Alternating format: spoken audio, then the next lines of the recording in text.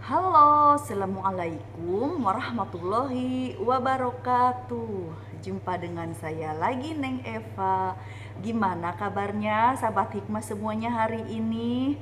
Yang soleh dan solehah, yang baik hatinya, yang cantik dan yang ganteng, yang tidak sombong, rajin menabung, serta rajin sedekah. Semoga hari ini sehat-sehat walafiat dan dalam lindungan Allah Subhanahu wa Ta'ala, dan semoga kita semuanya mendapatkan kucuran rahmat, keberkahan, dan keridhoannya, serta mendapat syafaat baginda Rasulullah Shallallahu Alaihi Wasallam, baik ketika di dunia maupun di akhirat kelak. Amin, amin, amin, ya robbal alamin. Baik sahabat hikmah semuanya, sebelumnya saya akan mengingatkan bahwa video konten YouTube ini dibuat untuk umum dan bagi siapa saja yang mau mengambil pelajaran, manfaat, serta hikmah di dalamnya, serta untuk pertumbuhan dan perkembangan jiwa kita setiap harinya. Jadi semangat terus belajar berbenah jiwa. Dan juga video konten YouTube ini dibuat tidak untuk menyinggung hati siapapun dan juga tidak untuk merendahkan siapapun. Justru sebaliknya, di sini kita belajar berbenah jiwa, menata jiwa, membeningkan hati, serta untuk ketauhidan menuju Allah Subhanahu wa Ta'ala. Jadi semangat terus, tujuan kita adalah Allah dengan cara belajar ilmu tauhid, menjaga kesucian lahir, kesucian batin, dan juga membuang penyakit-penyakit dohir serta dosa-dosa batin ya, juga penyakit batin kita buang, kita sembuhkan, lalu kita lakukan segala rangkaian amal ibadah untuk menuju Allah Subhanahu wa Ta'ala.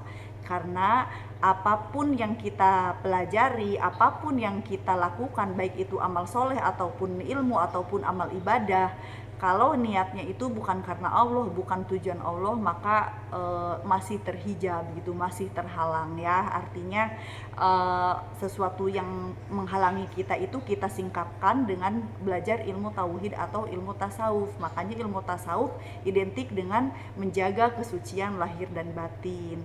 Walaupun manusia itu tidak ada yang bersih dari dosa, tidak ada yang bersih sempurna, bebas dari dosa gitu, karena manusia itu tempatnya salah, luput, hilap gitu kan, tempatnya berdosa, tempatnya bersalah.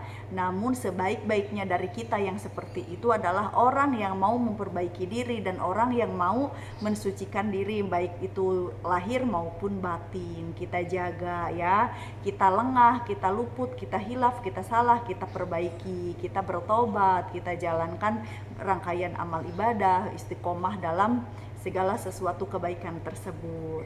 Nah, sekarang kita bahas tentang 7 fase orang yang istiqomah, baik itu dalam ilmu maupun amal ibadah ya, terutama amal ibadah yang sehari-hari yang harus kita lakukan gitu, baik itu yang wajib ataupun yang sunnah gitu ya.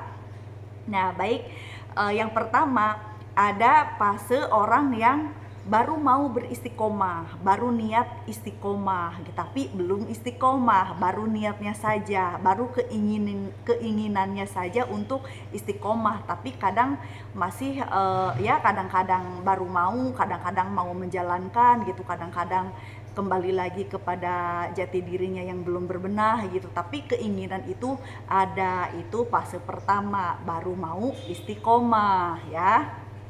Dan yang kedua, ada istiqomah jarang-jarang gitu. Jadi istiqomahnya itu jarang-jarang, seperti misalkan oh iya, si A misalkan mau menjalankan sholat sunnah duha atau tahajud misalkan, nanti sholat gitu, tapi nanti baru dapat sebulan, nanti baru sholat lagi, nanti bulan depannya lagi sholat lagi sekali, sholat lagi. Jadi sholatnya memang sedikit, jadi sebulan sekali, tapi istiqomah tiap bulan gitu, sebulan sekali ada, atau tiap 2 minggu sekali, tapi dilakukan secara istiqomah gitu, walaupun 2 minggu sekali ataupun sebulan sekali, tapi tiap bulan rutin. Nah, itu istiqomahnya jarang-jarang, tapi udah istiqomah hitungannya gitu ya. Nah, yang kedua, istiqomah dengan beragam amal ibadah, beragam rangkaian amal ibadah gitu. Contoh misalkan nih, misalkan minggu ini rajin sholat sunnah taubat, minggu depan rajin sholat sunnah duha, minggu depannya lagi rajinnya itu sholat sunnah tahajud. Nanti kembali lagi gitu bulan depan, minggu pertama taubat, minggu kedua sholat sunnah tahajud, minggu ketiganya sholat sunnah duha, minggu keempatnya misalkan ya kadang sholat kadang enggak gitu, kadang mungkin ba'diyah qobliyahnya dijalankan gitu, tapi gonta-ganti gitu, campur-campur, tapi tetap ada yang dilakukan secara istiqomah gitu. Jadi istiqomahnya itu jumlah rokaatnya gitu, tapi bukan jenis sholat sunahnya, karena jenis sholat sunahnya itu masih dia gonta-ganti gitu ya. Itu yang ketiga. Nah, terus yang keempat, istiqomah dalam melaksanakan amal ibadah namun masih disertai hawa nafsu atau masih disertai dengan kemalasan.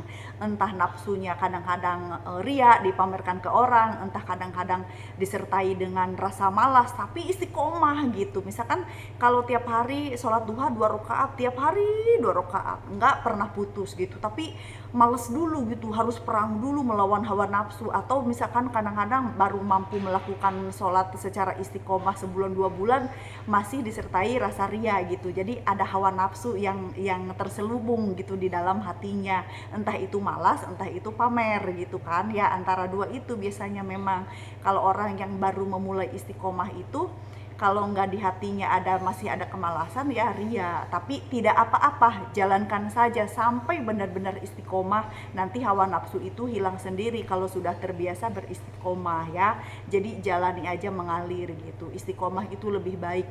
Masalah hati kita urusannya, ibaratnya isinya apa, orang lain nggak ada yang tahu ini, tapi kalau sudah tahu ya kita benahi gitu ya. Jadi biar istiqomahnya itu benar-benar sembuh dari penyakit batin gitu ya.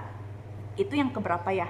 Itu yang ke 1, 2, 3, 4 ya, yang keempat. Nah, yang kelima yaitu istiqomahnya itu sudah berbenah nih, jadi disertai dengan rasa ikhlas. Yang tadinya istiqomahnya itu malas terus atau misalkan ria gitu kan, lama-lama kan sudah terbiasa, jadinya timbullah keikhlasan di dalam hatinya. Ini yang bagus ya, karena istiqomahnya disertai dengan keikhlasan, artinya ibadahnya istiqomahnya itu tidak sia-sia gitu. Jadi benar-benar sangat bermanfaat bagi kebutuhan batinnya gitu. Jadi ada gizi batin yang masuk ke dalam batinnya gitu. Jadi ternutrisi batinnya itu gitu ya. Nah, terus itu yang keberapa ya?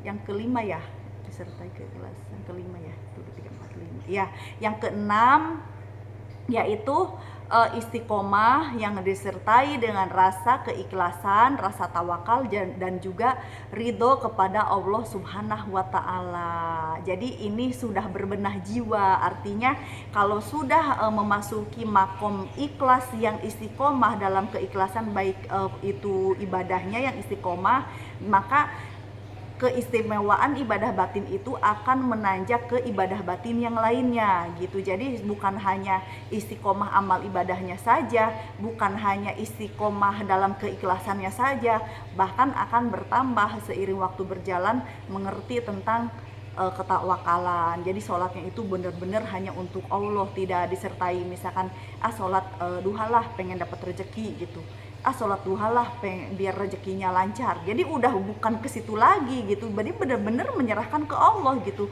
Rezeki banyak ataupun sedikit kan yang penting berkahnya. Yang penting kan kita sambung ke Allah, hati kita itu udah the best banget gitu kan. Udah yang terbaik banget gitu dibandingkan dengan nilai nominal rizki gitu. Itu kan rizki batin ibaratnya. Ibadah batin tuh rizki batin. Jadi itu yang lebih mulia daripada uang sebenarnya ya. Jadi sudah mengerti, sudah berbenah jiwa. Jadi istiqomahnya itu disertai keikhlasan, ketawakalan dan juga ridho kepada Allah Subhanahu wa Ta'ala.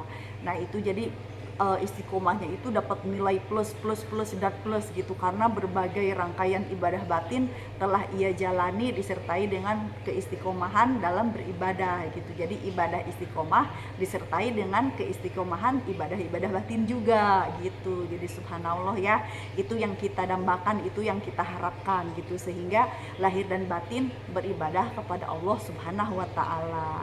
Nah, dan berikutnya yang ketujuh ya, yang ketujuh itu istiqomah orang-orang yang sudah mencapai makom musyahadah. Artinya keistiqomahannya itu sadar jiwanya, sadar hatinya, karena selalu memandang al-haq di dalam batinnya, melalui pandangan batinnya gitu. Jadi istiqomah karena sadar Allah itu selalu bersama di dalam hati, di dalam batin. Maka setiap kali melakukan keistiqomahan itu disertai rasa kesadaran jiwa atau kesadaran hati bahwa Allah lah yang pelaku amal yang hakiki gitu. Jadi Allah adalah pelaku amal yang hakiki ya, atau pelaku amal yang hakiki adalah Allah Subhanahu wa taala. Jadi sudah tidak merasa dirinya sendiri yang beribadah, tapi pelaku amal yang hakiki adalah Allah Subhanahu wa taala. Atau menyadari bahwa sholat apapun atau amal ibadah apapun yang dilakukan secara istiqomah,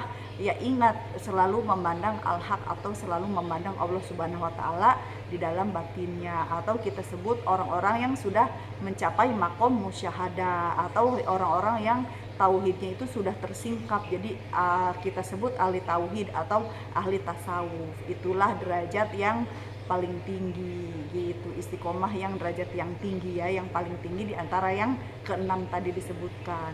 Nah, itulah 7 fase istiqomah dalam beribadah kepada Allah Subhanahu wa taala. Semoga bisa dipahami ya. Saya mohon maaf kalau ada kekurangan dan kesalahan dalam menyampaikannya. Saya hanya manusia biasa yang belajar dan terus belajar. Ambil baiknya dan buang buruknya, dan juga semoga bermanfaat. Minal aidin wal faidin, mohon maaf lahir dan batin. Wassalamualaikum warahmatullahi wabarakatuh. Orang baik pandai mengambil hikmah, sehat lahir dan batin is the best always.